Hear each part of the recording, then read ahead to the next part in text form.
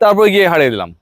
বাংলাদেশের আজকে পুরো খেলায় ডেপথহীন যেই পরিকল্পনায় এবং যে এক্সিকিউশনটা আজকে আমরা দেখলাম সাগরিকা স্টেডিয়ামে অস্ট্রেলিয়ার বিপক্ষে প্রথম টি20-তে, অলমোস্ট এই দলটাই অস্ট্রেলিয়ার বিপক্ষে ওয়ানডে সিরিজে জয় পেয়েছে। এটা যদি কাউকে এই খেলাটা দেখে জিজ্ঞেস করা হয়, এবং আগের ওয়ানডেগুলো তারা দেখে নাই বা সেই ব্যক্তি দেখে নাই, যাকে জিজ্ঞেস করা হবে ভাই কোনোভাবেই বিশ্বাস করবে না।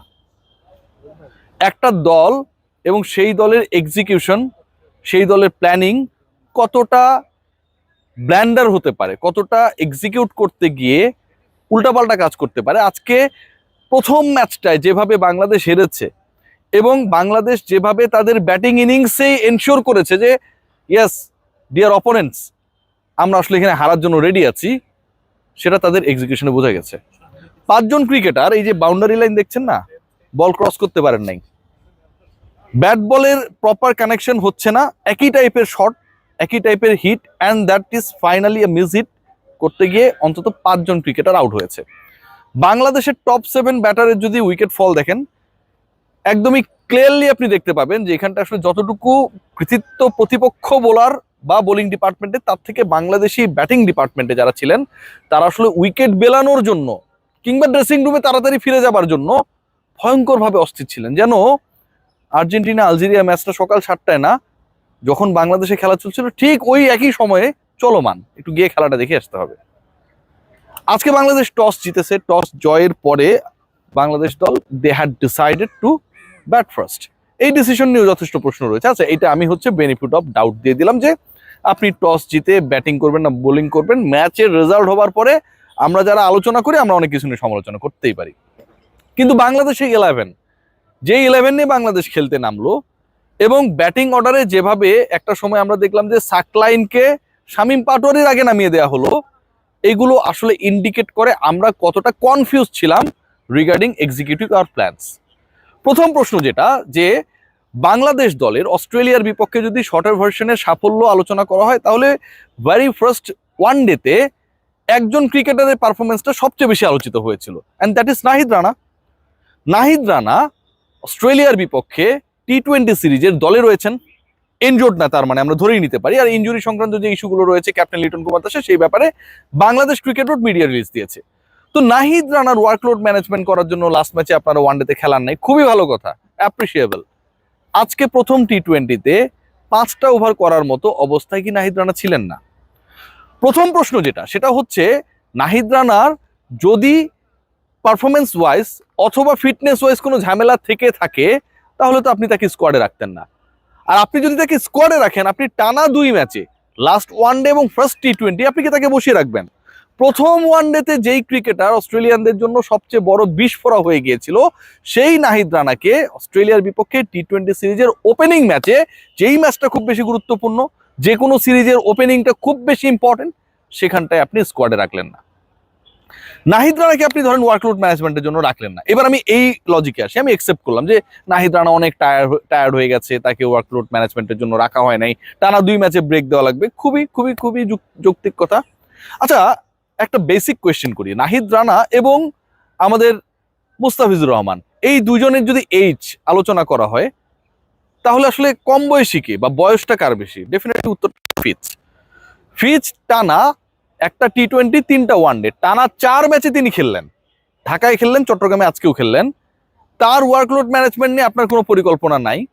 আবার নাহিদ রানার ওয়ার্কলোড ম্যানেজমেন্টের জন্য, পারফরমেন্স নিয়ে তো কোনো সমস্যা নেই রানার, ওয়ার্কলোড ম্যানেজমেন্টে একমাত্র রিজন হইতে পারে তাকে ড্রপ করার ক্ষেত্রে আপনার কি হইলো, টানা 2 ম্যাচে বসিয়ে রাখতে হবে।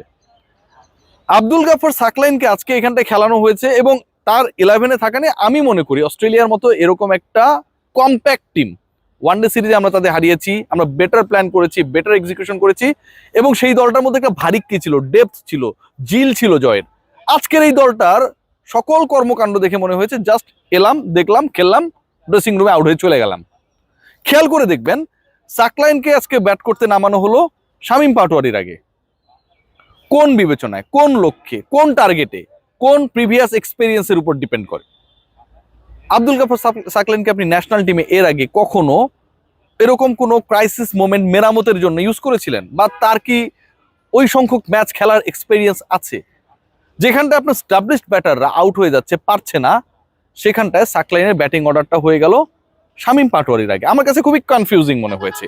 এই ডিসিশনটা কিন্তু নেওয়া হয়েছে কনফিউজড হয়ে, যে ধুমধাম 3-4টা উইকেট চলে গেছে, ওরা সাকলাইনে নামাই দাও, এবং সে হচ্ছে বাংলাদেশে লিওনেল মেসি যেভাবে আলজেরিয়ার বিপক্ষে আর্জেন্টিনাকে উদ্ধার করেছে, নেক্সট লেভেলে ফুটবল খেলেছে, সাকলাইনও সেটা করবে। এই যে চিন্তার বৈকল্য, বন্ধাত্ব বাংলাদেশ দলকে আজকে তো ভয়ঙ্কর ভাবে ভুগিয়েছে। আজকে ব্যাটসম্যানরা কোন প্ল্যান নিয়ে, কি টার্গেট নিয়ে, কত রান করতে চান, মানে একদমই আন্ডারস্ট্যান্ডেবল ছিল না, একদমই না। ইভেন লোয়ার অর্ডারে আমরা মনে করি যে ব্যাটিংটা ফাইজলামি। মুস্তাফিজ বলে না যে আমাকে আর তাসকিনকে ব্যাটিং করা লাগবে কেন, মানে কি টাইপের কথা দেখেন, যে তাদেরকে কেন ব্যাট করা লাগবে, এটা নিয়েও আমরা হচ্ছে ফাইজলামি করে ফেলি।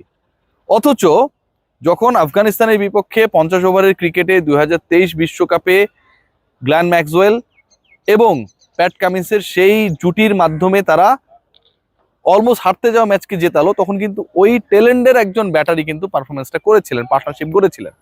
বাংলাদেশি ক্রিকেটারদের এত বেশি ওয়েট বেড়ে গেছে, এত বেশি হাওয়ায় ভাসে যে আমাদের ব্যাটিং করা লাগবে কেন। যেভাবে উইকেট থ্রো করেছে শরীফুলকে, শাক মাহেদি মোটামুটি কন্ট্রোল করার চেষ্টা করেছে, তুমি টিকে থাকো। 1 ওভার আগে আমরা অল আউট হয়ে গেছি, ওই একটা ওভারে যদি আরো 10টা রান আসতো, 10টা রান টার্গেট বাড়তো, অথবা ওই 10টা রান টার্গেট বাড়লে বাংলাদেশ যে 10 বল আগেই পরাজিত হয়ে গেল, সেই জায়গাটায় কিছুটা হলেও তো টিম টাইগার্সের জন্য স্বস্তির জায়গা ক্রিয়েট হতো। সেটা আমরা করার চেষ্টা করিনি। একটা সময় মনে হচ্ছিল বাংলাদেশ 100 করতে পারবে না। শাক মাহিদি ব্যাট করেছেন, মোটামুটি 30-এর মতো একটা রান করেছেন, এবং ওই রানটা বাংলাদেশকে হেল্প করেছে to have a smart total. Smart আসলে বলাটা খুব একটা শোভনীয় না। একটা ম্যাচের টস, একটা ম্যাচের 11, একটা ম্যাচের সিলেকশন, এবং একটা ম্যাচে একজন টায়ার্ড ক্রিকেটারকে আপনি যেভাবে খেলিয়ে দিলেন, এই আলোচনাটা অবশ্যই করা দরকার। Soumya Sarkar definitely deserving candidate. Shorter ভার্সনে সৌম্য সরকারকে অবশ্যই প্রপার সুযোগটা দেওয়া উচিত।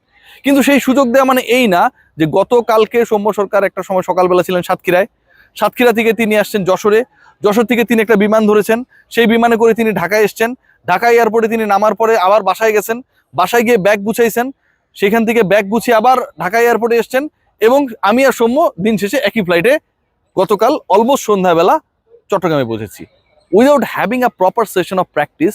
এই যে এই ছেলেটাকে আপনি খেলিয়ে দিলেন, এবং পরবর্তী সময়ে আপনারাই এই যুক্তি দিবেন যে সৌম্যকে তো আমরা সুযোগ দিয়েছি, পারফর্ম করতে পারে নাই।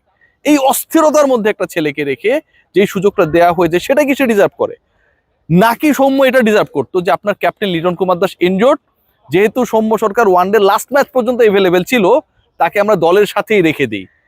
এই যে লাস্ট মোমেন্টের কল, সেটা চিফ সিলেক্টর নিক আর অন্য কেউ নিক, এটা আমার কাছে মনে হয় আরো একটা ব্ল্যান্ডার। আপনি একটা দল সাজাচ্ছেন, একজন ক্রিকেটারকে প্রপার রেস্টের সুযোগ দিচ্ছেন না, স্কিল ট্রেনিং এর সুযোগ দিচ্ছেন না।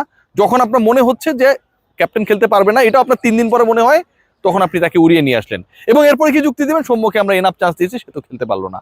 নাহিদ রানাকে আমরা enough more than enough space দিচ্ছি, বিশ্রাম দিচ্ছি, ওয়ার্কলোড ম্যানেজ করাচ্ছি, কিন্তু এই ওয়ার্কলোড ম্যানেজ করতে গিয়ে আমরা শেষ পর্যন্ত বাংলাদেশ অস্ট্রেলিয়ার বিপক্ষে প্রথম ম্যাচে পারফরমেন্সটা ম্যানেজ করতে পারলাম না। Very shameful. সবাই ভালো থাকবেন।